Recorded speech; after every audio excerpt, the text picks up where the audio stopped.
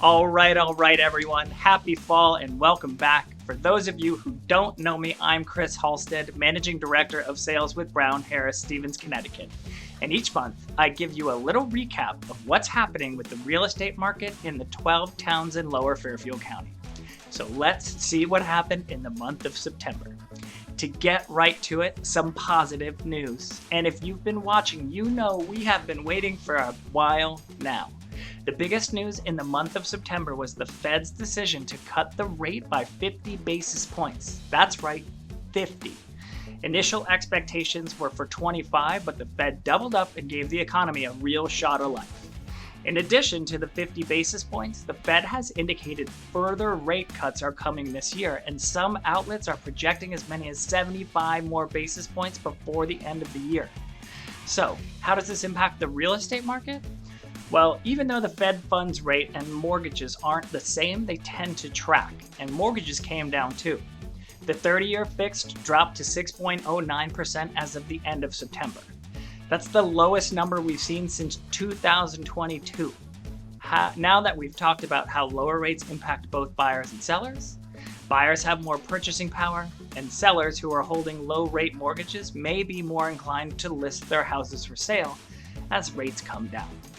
The lower rates provided a slight improvement in consumer sentiment, pushing some gradual progress and hint at a slow recovery from the constraints that have lingered since the pandemic. Now, to demonstrate this with data, let's look at inventory, the metric we've struggled with for years now. As we've discussed, year-over inventory has been down consistently each month for a long time. However, that delta has been getting smaller over the course of the year, approaching an equilibrium. Well, guess what? Active house listings were up 4% from the same time a year ago, making the first gain since January of 2020. Now, I need to point out that inventory is still 76% lower than our mark in 2019, but we'll take the bump as an indication numbers may finally be headed in the right direction. In addition to inventory being up, recent sales activity also buoyed nicely. The number of pending sales was also up from the same time last year, jumping 8%, and the number of days to contract dropped just to 63, an 11% decrease from the same time last year. Now, it can't all be good news. The end of September also marked the end of the third quarter.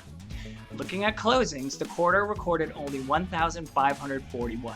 This was a 2% decrease from the same quarter last year and was the lowest third quarter number since 2012. Let's remember, though, that we've been struggling with inventory, and until this month, our numbers have been consistently down. With little to sell, it shouldn't be a surprise that little transacted. Despite there being fewer closings, with inventory historically low and a persistent strong buyer presence, the closing figures were, as to be expected, impressive. For the quarter, the average list-to-sale price ratio for houses clocked in at 103.4% and for condos 103.6%, the latter a record high for the quarter.